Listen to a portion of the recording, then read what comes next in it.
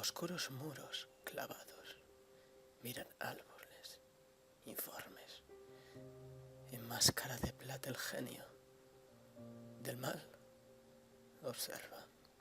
Luz con látigo magnético repele la noche de piedra. Sumidos son de campanas en ocaso.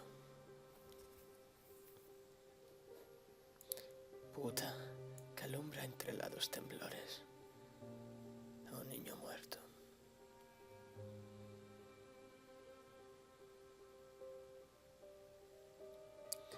Ira de Dios que azota furiosa la frente del posejo.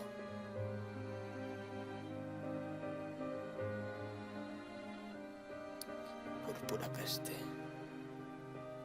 hambre que rompe en trizas los ojos verdes.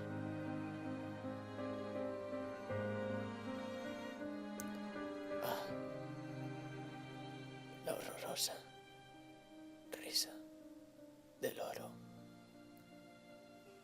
más calmada emana, en guarida oscura humanidad más callada, y en duros metales conforma la cabeza salvadora.